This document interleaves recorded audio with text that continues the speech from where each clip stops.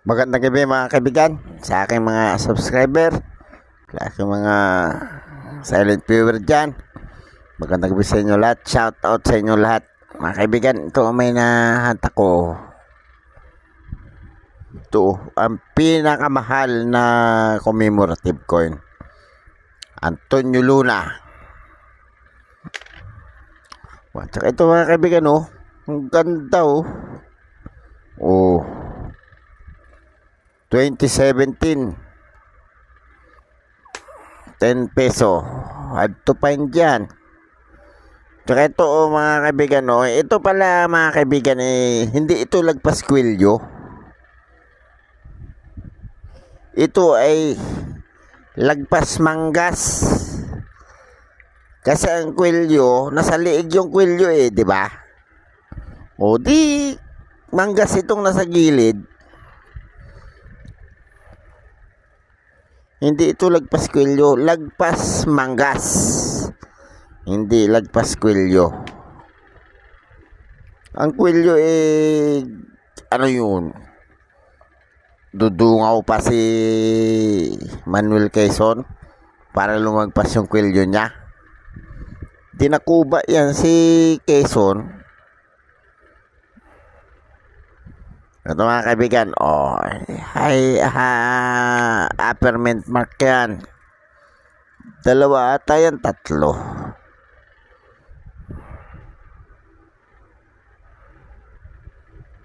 Ito, 2018 frosted tayo naman to. Frosted tayo yan. Alam ko dalawa yung ano ko ito dalawa. Ito mga kaibigan 2012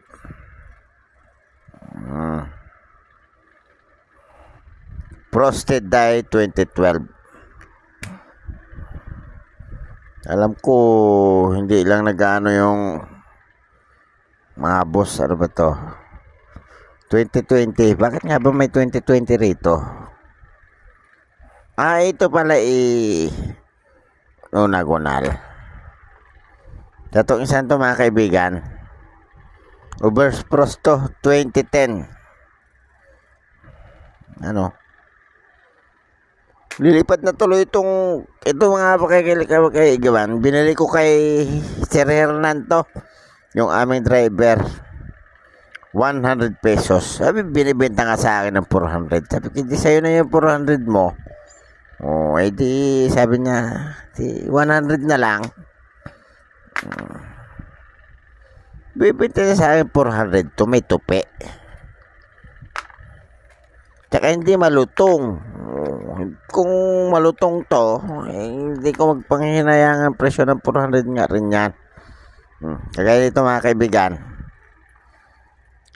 ang pag-uusapan natin to si Marcelo H. Del Pilar. 50 centavos sa mga kaibigan 50 centavos.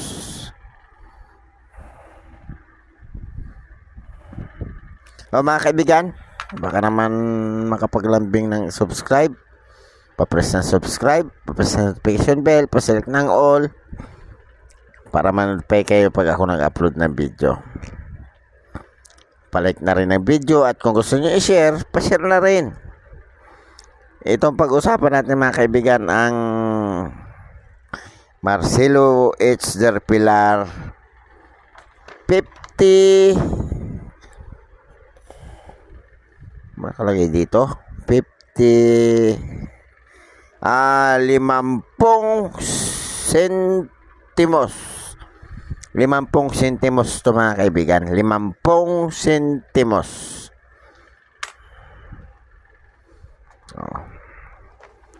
Kaalaman muna tayo mga kaibigan. Marcelo H. Del Pilar, pangunahing leader ng kilusang propaganda, takilang Makata, manunulat. Si Marcelo H. Del Pilar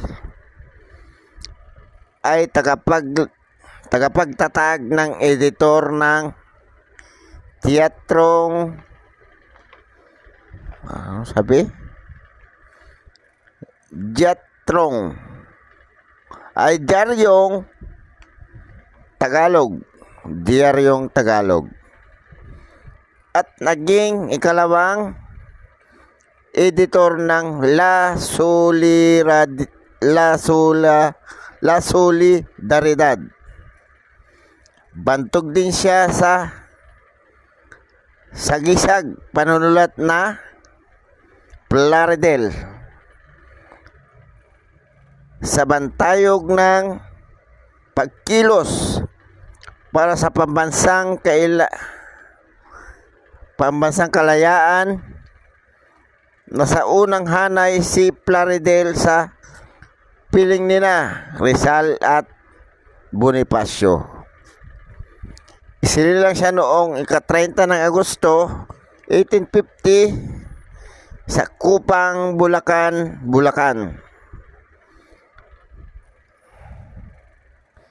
Sa isang lumalabo nata ang mata ko. Sa isang marihusang pamilya nina Don Julian Hilario at Blasa.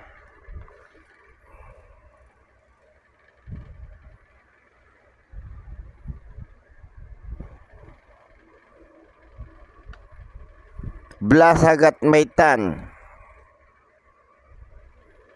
Idinagdag niya sa pangalan ang apelyadong Del Pilar ng kapatid niya si Padre. Pangalang Del Pilar ng kanyang lola bilang kasunod sa batas. Anong batas yan? Claveria noong 1849.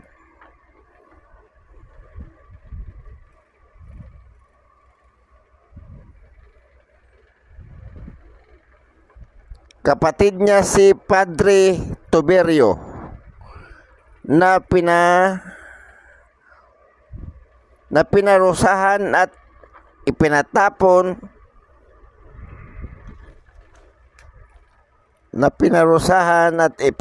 sa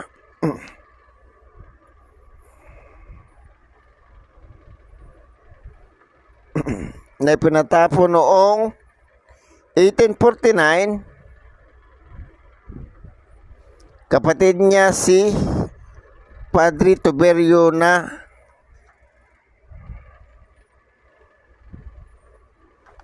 ano pa yan?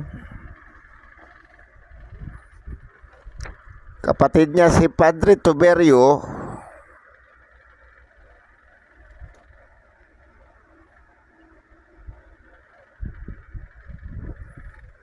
na pinarusahan at pinatapon sa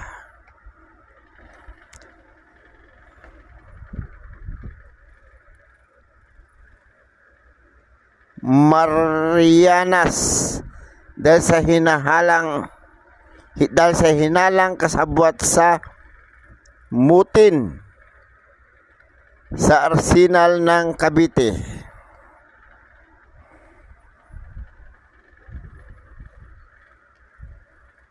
Noong 1872, nag-aral siya sa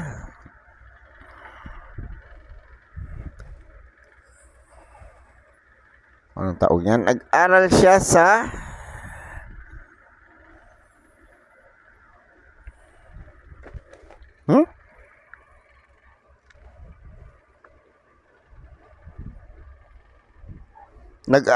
sa Kolehiyo de San Jose at nagtapos ng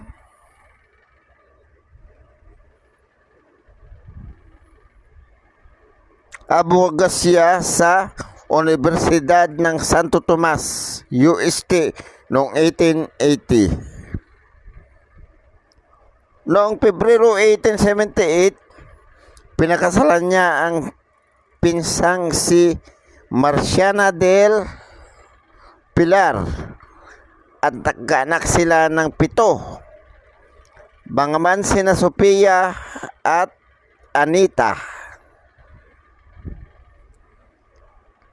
5 Anita lamang ang lumaki. Bakit? Estudyante pa lamang siya ay aktibo na siya sa mga usaping pampolitika.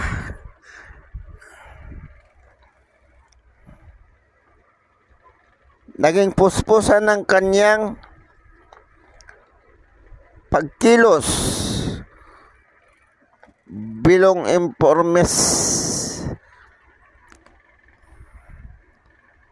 bilang pampolitika, bilang reformista noong 1882.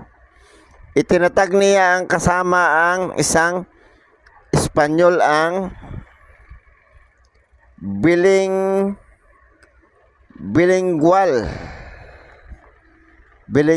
na Diaryong Tagalog. Ginamit niya ang husay sa pagtula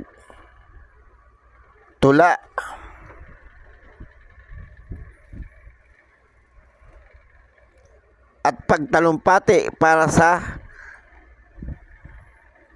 balikusin ng gobyernong kolonyal sa pamamagitan ng doplo at pagsasalita sa sabungan at kontra praile at narurok sa petisyon noong 1 ng Marso para sa pagpapatalsik ng mga praile sa Pilipinas. Bago siya ipahuli, lihim siyang umalis patungong Espanya noong 28 ng Setyembre 1888.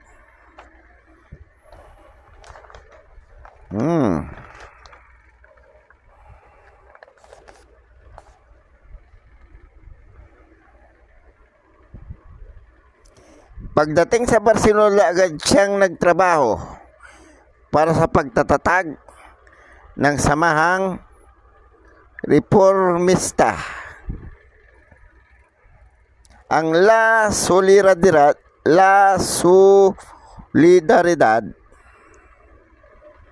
na naglathala noong 15 ng Pebrero 1889 ng Diaryong La Solidaridad sa isyong 15 ng Nobyembre, pinalitan niya si Graciano Lopez Haina bilang editor ng periodiko at inilipat niya ang lathalaan sa Madrid. Dumanas ng lubhang hirap ang kanyang pamilya dahil sa kaniyang gawain. Dumanas din siya ng hirap sa paghawak ng La Solidaridad.